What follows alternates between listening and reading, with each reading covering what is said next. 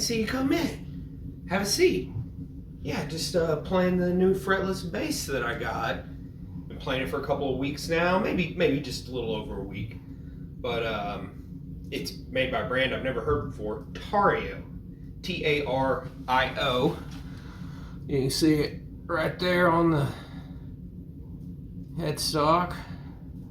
Like I said, I've had it for about a week and a half, and just thought I'd do a little review because whenever I actually saw it online, I couldn't find anybody who had done a review or had really bought it, at least not this one.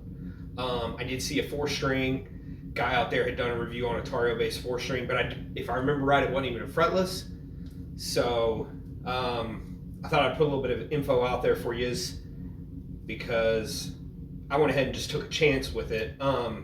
I found it online for $169.99. It's a 5-string fretless bass. Again, made by Tario.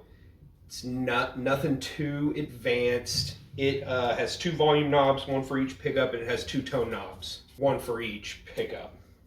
And anyway, yeah, just playing through it, it's actually got a really smooth play. I was really surprised. I think it came out to like 184 bucks. I had maybe a $30 gift card, so it came out to 154 bucks. And I ordered it off of where everybody orders everything, Amazon. And they did have another one. They had another one that was black, and it was fretless as well, but it had markers on there so that you could actually see lines on the fretboard, you know, to get an idea of where you're playing and everything. This one does have inlays, and the inlays are just here on the top. So you can see those inlays right there. But aside from that, the fretboard itself is just plain. And I'd always kind of wanted a plain one anyway. I'm not a fretless bass player. It's the first one I've really ever even picked up and played, but it's something I've always wanted to do. I've played with an Ibanez 5-string sound gear for 20 plus years, and that's been the single only bass that I've had. And comparing that one to this one, it's a little bit heavier, but not much at all. Whenever you put the strap on, you don't even really notice it much. And, you know, I can still hold it with one hand if I need to. The one thing that impressed me the most about it was just how solid and sturdy it actually felt. I figured it was just going to be a crummy instrument. It's advertised as having a maple neck and a basswood body, but the fretboard itself is some kind of composite material, I can tell. The back of it very well could be the maple. You can tell that it is a little bit different than this. This one's really finished. I'm sorry, this one's finished. This one's not. And it might just have some kind of oil or clear coat slapped on it, but it's real thin. It feels a lot more like natural wood on the back of your hand, like in your palm, whenever you're sliding up and down fretboard. So, what do I think about it? Overall, it's a good bass. Like I said, it's solid, it's sturdy, it has some good bones to it. Now, the pickups are a little cheap, I noticed. They kind of do this up and down thing, like if you touch them or put pressure on them, they push in, but then they just spring right back up. And I know that pickups have that spring in them, you know, that keeps them at the right level, but these just seem a little too loose. Like maybe there needs to be some stronger springs put in there or something. I don't really know. Could just be, you know, you bought a $170 bass, so excluding tax, $170 bass, and so there's going to be some things on it that probably aren't like top of the line, but it does. It has that fretless sound to it, you know, which is really cool. That little like boingy slidiness, and like it's really good at doing cat calls. You guys know how to do a cat call? You go on your G string and you slide up from just somewhere up here, and you slide up, but you don't let it ring out. You just kind of go all the way up, but you probably just somewhere close to that 24th fret. Maybe not quite to 24, maybe about right there. Where is that? That's your 21, about 21 or 22. And you don't let it ring out though. You let it shut off, right? You shut it off. So it's like, burn it. Let it ring out too much. You let off of it right there as you're kind of going up. You let your finger off and it'll silence that sound. And then you go to your D string and you kind of slide from about the same distance, but you go to your 19th fret and you hold it and then you slide back. So just down and up. And so then whenever you put the two together, got the whip, woo. Anyway, that's how you do a cat call. But the bass sounds really good doing stuff like that. All the little slides. I played metal for years, and all these metal bassists are out there, and they're starting to go to these fretless bass. Maybe they've been doing it for years, actually. I know Steve DiGiorgio kind of pioneered a lot of that, but it's got a... It's got a good response. You know, you can play fast on it just as it is, straight out of the box. The only thing I did with it is I messed with the intonation a little bit. And it was actually a little bit harder of a task than I thought it was going to be, because, you know, I'm used to messing with that on a fretted bass. And so it was hard for me to see exactly the right spot to make sure that I was fine from string to string. It's hard to, if you're not used to playing a fretless bass, it's hard to draw that line in your head. And so that's why people say you've really got to have a good ear, and I understand what they mean. So anyway, back to the bass. Like I said, it's really good playing metal. Like it play doing some gallops.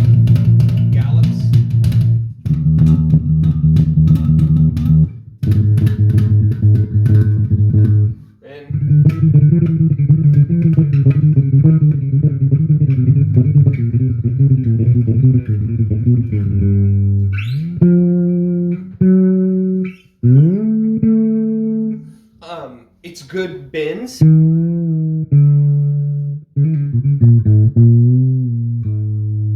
does good bends really good, and so I really like that. Slapping.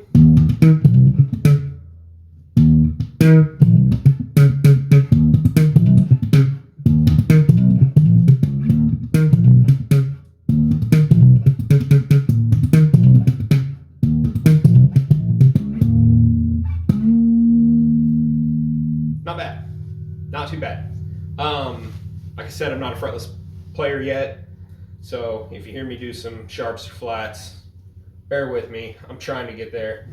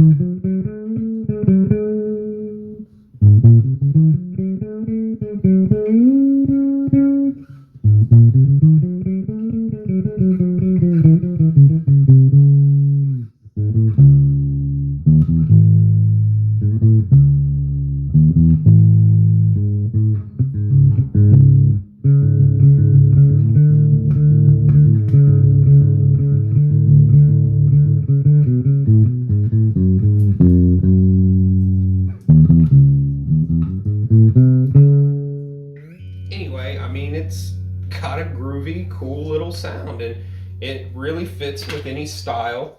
So surprised on the price. Like I said, they did have another one that was black that had the fret markers on it, even though it was a fretless bass. But I did read some reviews on that one, and it said that the fret markers were already wearing off the guitar. So another reason why I was like, well, if I'm going to buy from this brand, I might as well just buy the one that's already blank.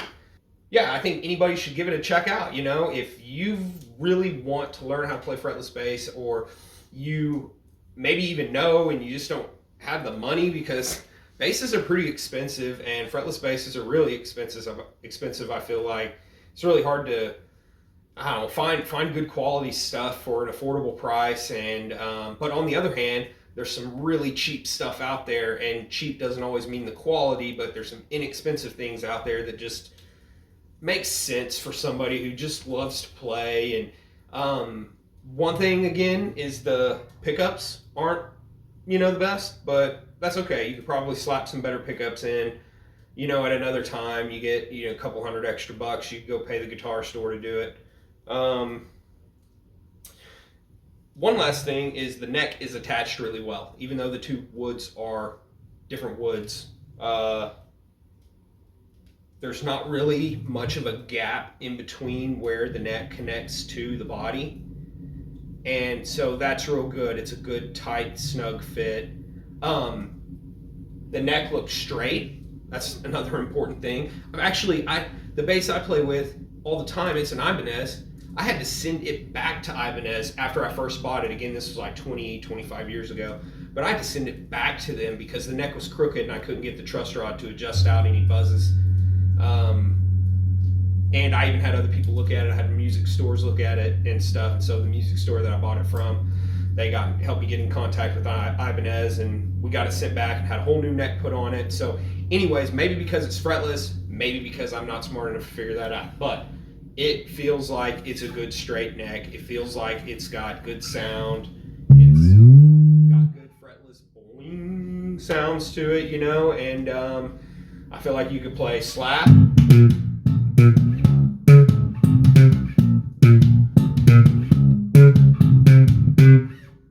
Some slap. You can just pick if you like to pick.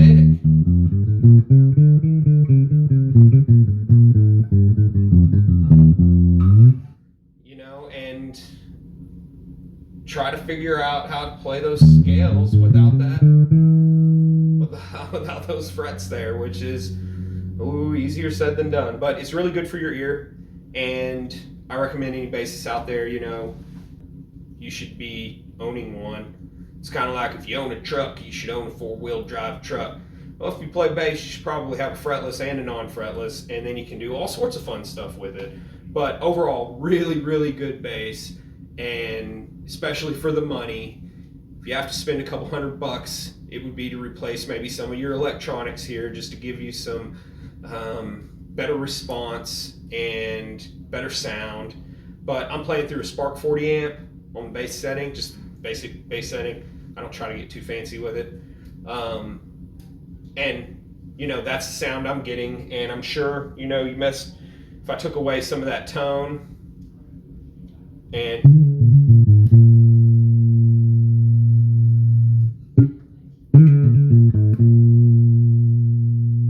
or added some, that's all I can think of. So anyways, like or subscribe if you want to. You don't have to. I don't put this stuff out very often, but I just, I like talking about music and hanging out with other musicians, and this is one thing that, some info that I could get out to you guys. If you play bass, if you want it fretless, go try it. You can't afford it, or just want to see if you like fretless or not. I will post something if something goes wrong with it real soon, but again, a week and a half in seems pretty good. So thanks again for watching. Hope it was helpful, and y'all take it easy. Over now.